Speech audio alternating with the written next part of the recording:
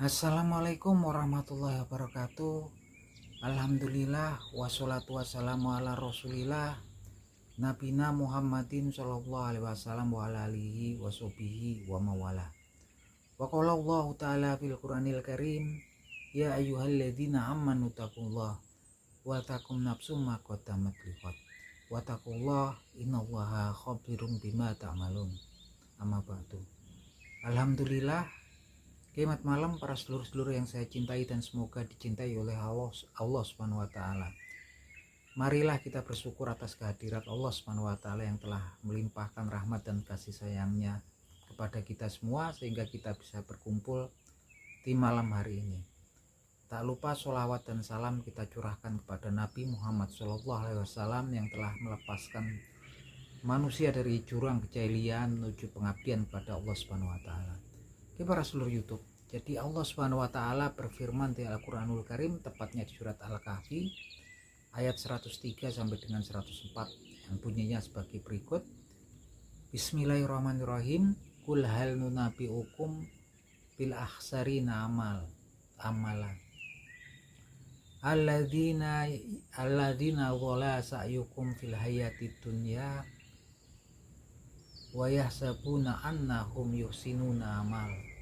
Yang artinya sebagai berikut, katakanlah, akan kami beritahukan kepada kalian seseorang yang rugi amal perbuatannya yang melakukan perbuatan yang sia-sia, yang seorang yang sangat merugi dalam kehidupan dunianya.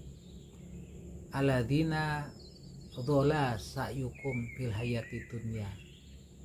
Orang tersebutlah orang yang kemudian sia-sia atau sesat dalam melakukan amalnya dalam kehidupannya di dunia. Wayahsabuna annahum yuhsinuna ama asun'a.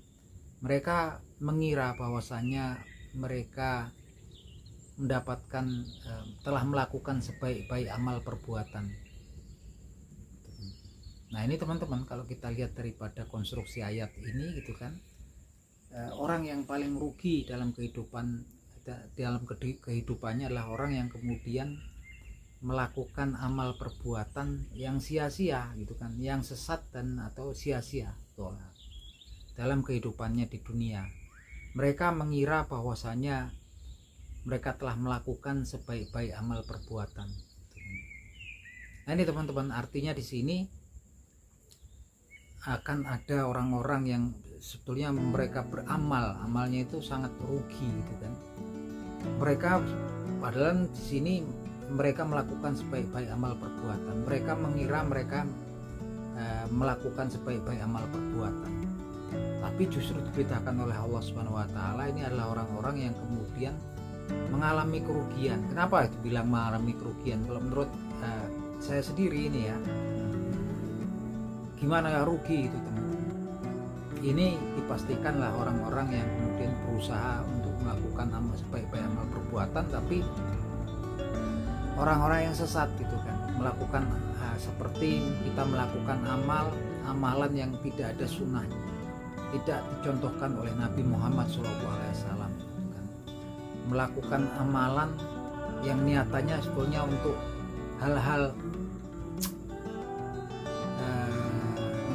yang memang kemudian selain ketaatan kepada Allah Subhanahu wa taala, melakukan amalan-amalan tertentu yang jatuhnya menuju sesuatu yang sesat Nah ini orang gimana nggak bilang rugi Mereka sudah bersusah payah melakukan sebaik-baik amal sesuai dengan angan-angan mereka, tapi dikatakan di sini bahwasanya orang-orang tersebut adalah orang-orang yang sia-sia amalnya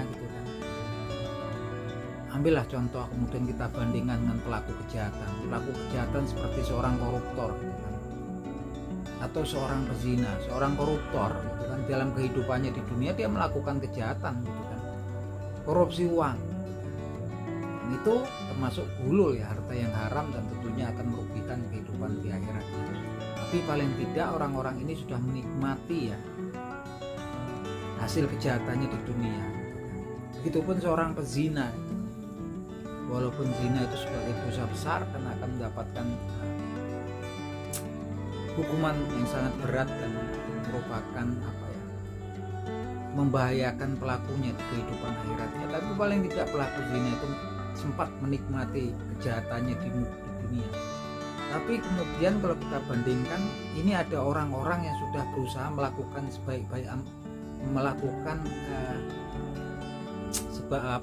usaha perbuatan amal-amal yang baik, tapi ternyata amalannya itu sia-sia gitu kan, sia-sia amalannya gitu kan. Dan kemudian mereka lah ini yang kemudian dianggap kemudian orang yang sangat rugi gitu kan, karena mereka mengira mereka sudah melakukan sebaik-baik amal perbuatan. Nah seperti ini, hal ini kan orang yang sudah berusaha di muka bumi ini kemudian untuk melakukan sebaik-baik amal perbuatan, tapi kemudian amal perbuatannya dianggap kemudian sia-sia. Dan ini memang dari beberapa ulama menjelaskan ialah orang-orang yang melakukan amal perbuatan kemudian nggak ada sunnahnya, nggak ada contohnya, nggak ada ajarannya dari Nabi Muhammad SAW. Mereka mengira mereka itu sudah mendapatkan petunjuk, mereka mengira mereka sudah melakukan sebaik-baik amal perbuatan. Malah perbuatan yang seperti itu sebenarnya sangat berisiko untuk pelakunya gitu kan. Bukan juga kemudian kita cuma dianggap kemudian nggak mendapatkan pahala, tapi juga kita juga bisa masuk dalam godaan setan yang mungkin menuju kita menyesatkan kita.